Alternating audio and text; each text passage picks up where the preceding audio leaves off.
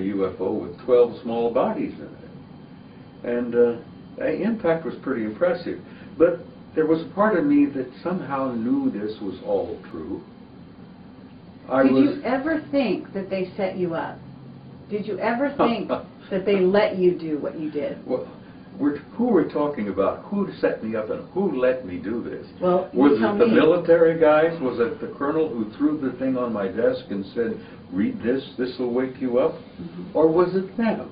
Right. And I've come to a point in time where I'm convinced that they generally are calling the shots. Now, it could have been a little of both.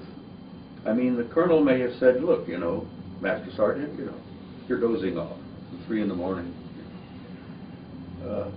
Plop, read this, it'll wake you up." But I think that they had a hand in it. I think they've had a hand in damn near everything, Carrie. The more I have grown older and a little wiser and more perceptive, I'm at a point in my life where I don't miss much. I pay attention. I agree with that. And I have learned over the years that there are bigger players in this drama, this human experience. They're major players and have been from the very beginning. Okay. But you actually must agree that when you go, those guys upstairs, to some degree they're also working with the military. I mean, we know this now. Yes, we do. And I don't know when or if, even if that was in the report, or whether you became clued in later, just how much dialogue with the report military. itself was a military study for 3 years. And it had a purpose. It was simply this, to determine whether there was or was not a military threat to Allied forces in Europe in 1963, 67, and so on. Because these things had been flying all over Central Europe for years. Gordon Cooper told me one time, he said, they were all over the damn place when he was flying jets over in Germany in the years before he became an astronaut. Well, these objects had damn near triggered World War III. On the 2nd of February in 1961, they had a major flyover where they came out of the Soviet sector, the Warsaw Pact, flew over Central Europe and Germany. Over the southern coast of England, over the Channel, they turned north in formation, obviously under intelligent control. And then this flight disappeared off of our radar over the Norwegian Sea. And we're talking about flying saucers? We're talking about large metallic circular disc-shaped objects, obviously under intelligent control. Okay, and is it possible that these were actually built by the Nazis and then... Well, now you bring up a question that I'm not prepared to give you an answer to here.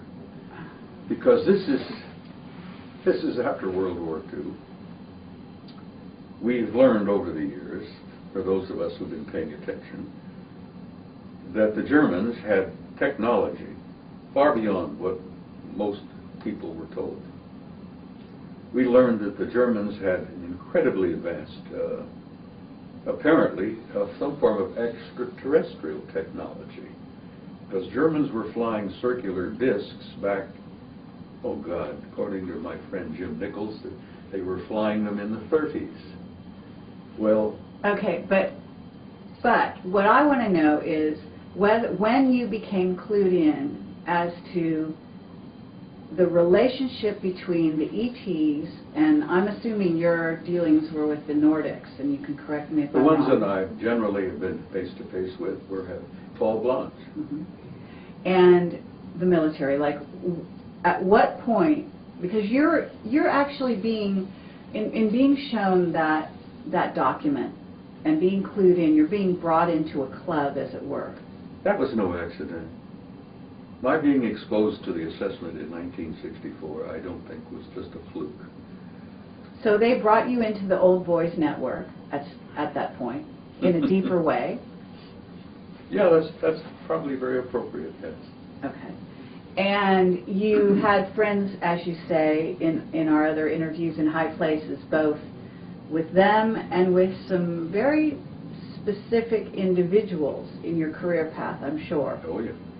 And some of those individuals may also have been responsible for keeping you alive to this day. Well, there's no question about it. Okay. There's been an ongoing war, and I know you are aware of this. Our so-called authorities, our elite, what is it we refer to, the powers that be, there's been a battle going on in Washington and other places for many, many years.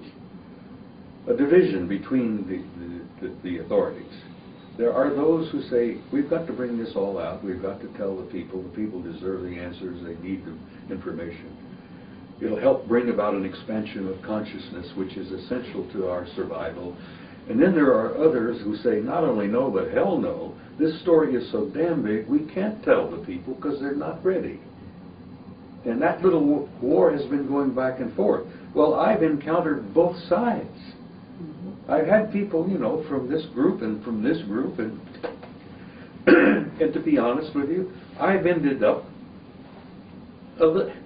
agreeing with this group and agreeing with this group. Yes, it's got to come out. No, it can't come out.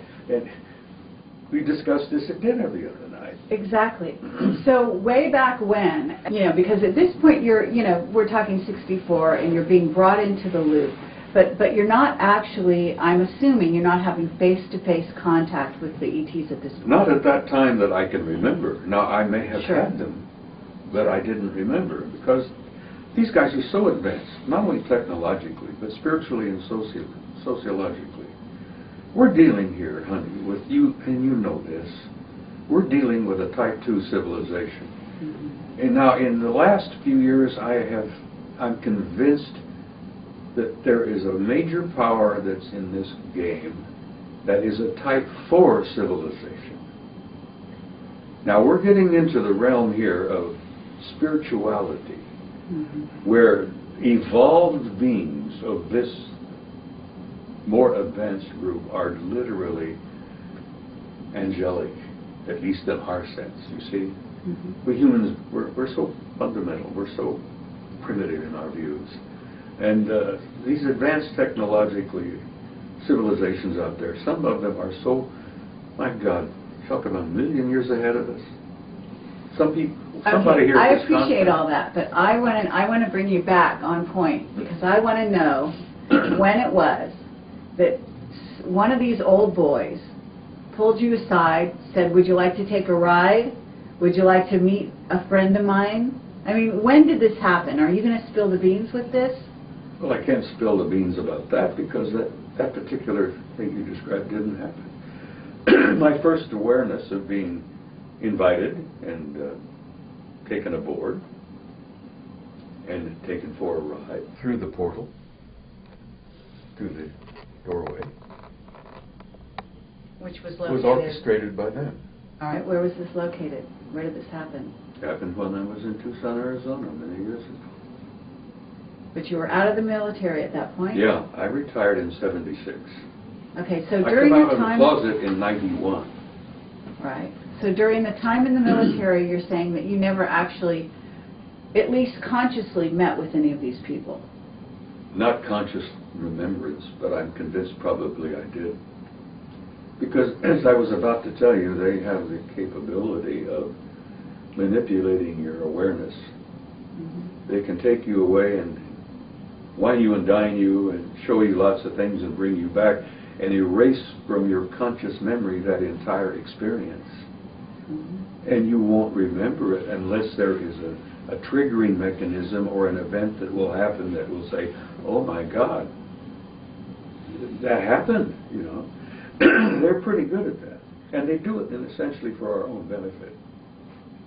Because if we were to walk around with total consciousness of that world and this world, we really would be locked up in an institution, you see, because the average guy can't deal with living in two worlds at the same time. Now, it's happening to me now. And you sat and had dinner with me last night and you saw the tears. And the tears were the result of me being in, I'm now living in two worlds. This one and that one. And I've been around the block a time or two. I'm a tough old bird. I've seen things, I've done things I don't even want to get involved with. So I'm not an innocent. I'm not you know.